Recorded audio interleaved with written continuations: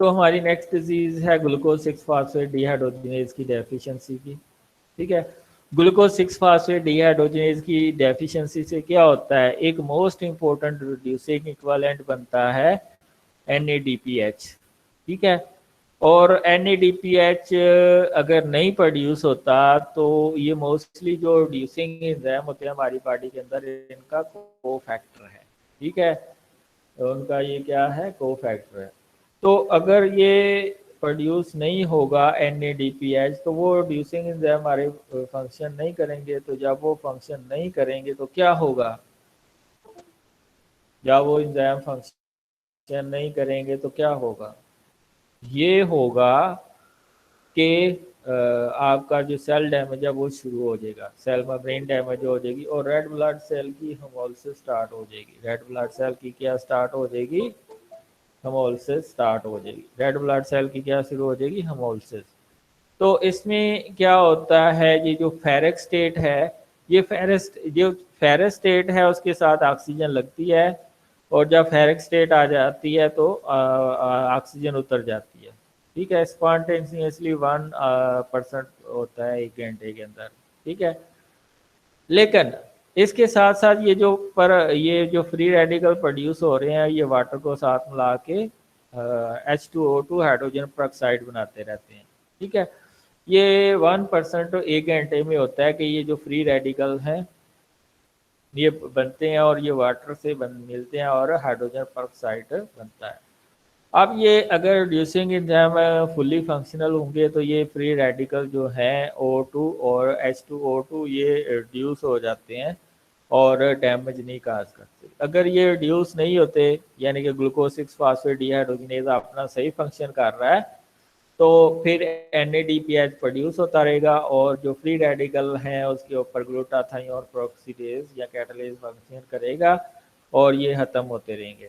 ठीक है, अगर ख़त्म नहीं होंगे तो ये फ्री रेडिकल क्या करेंगे, डैमेज करेंगे सेल मेम्ब्रेन को और रेड ब्लड सेल की सेल मेम्ब्रेन को, और वहाँ पे हेमोलिसिस काज कर सकेंगे। It is the most abundant cause of haemolytic anaemia, जिनके अंदर ग्लूकोज 6 फास्फेट डिहाइड्रोजिनेज की डेफिशिएंसी होती है। It is one of the most abundant cause of hemolytic anemia which have deficient of glucose 6 phosphate dehydrogenase enzyme।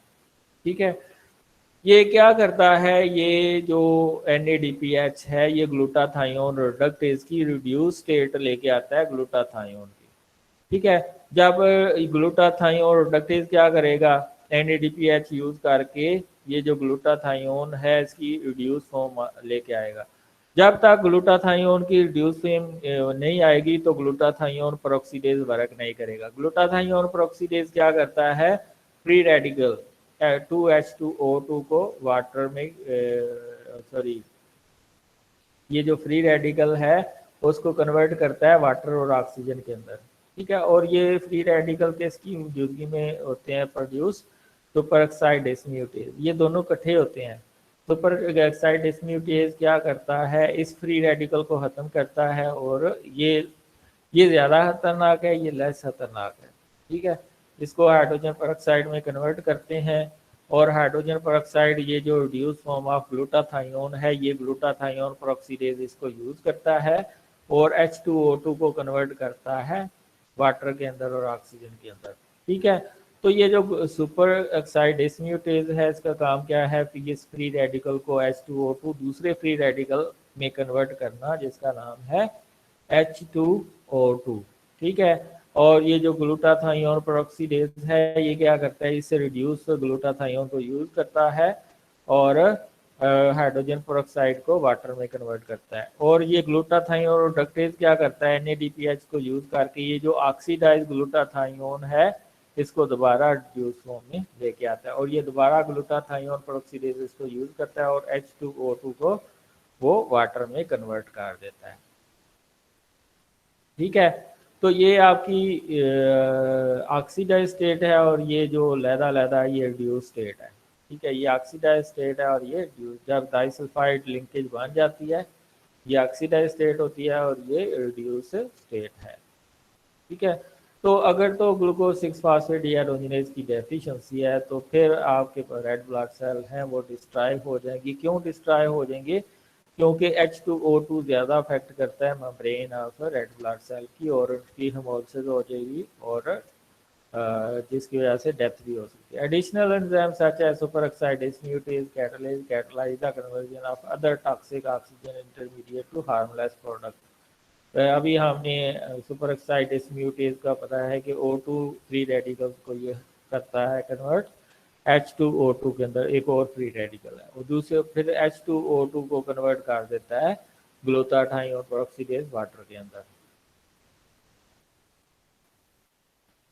तो जिनके अंदर defective glucose 6 phosphate dehydrogenase होता है उसमें क्या होता है, अनस्टेबल स्ट्रक्चर होता है एंजाइम का, जो उसकी वजह से वो फर्क नहीं करते।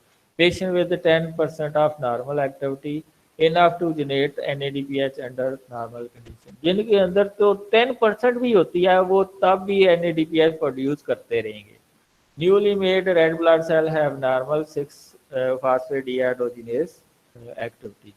Patient recover quickly 8 days. ठीक है, तो ये है इसका।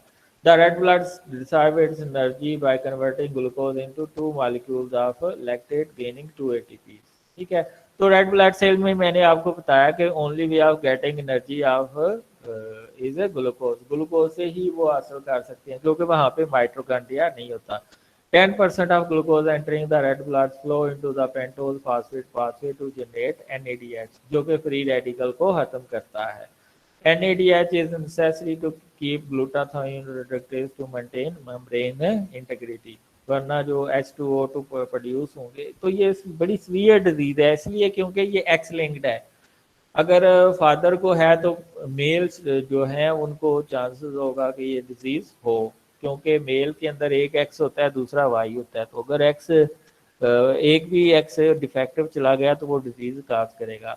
hemolytic anemia resulting from insufficient reduced glutathione, anemia induced by oxidant drugs like favisum, infection and neonatal jaundice, इनकी वजह से एनीमिया हो सकता है। Most common disease producing enzyme abnormality in human ये ग्लूकोज 6 फास्फेट डिहाइड्रोजिनेज की डेफिशिएंसी है।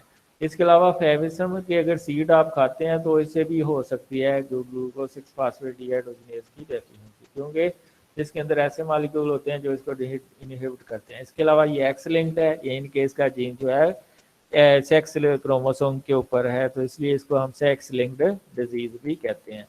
Glucose 6 phosphate dehydrogenase deficiency is the inherited disease characterized by the hemolytic anemia caused by the inability to detoxify oxidizing agent, ठीक है, H2O2।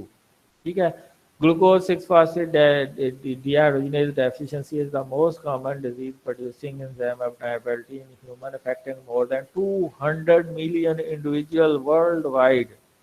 ठीक है, 200 million जो है ना वर्ल्ड वाइड इफेक्ट है इससे ग्लूकोज 6 फास्फेट डिहाइड्रोजिनेज। इसकी वजह क्या है, क्योंकि ये एक्स लिंक्ड है। This enzyme has the highest prevalence in the Middle East, tropical Asia part of the Mediterranean, some part of the African European countries. Glucose 6 phosphate dehydrogenase deficiency is X-linked and is in fact a family of deficiency caused by more than 400 different mutations in the gene coding for the glucose 6 phosphate dehydrogenase। ठीक है, तो ये 400 different mutation की वजह से ये X-linked है, तो ये डिजीज होती है। Only some of these mutation cause clinical symptoms।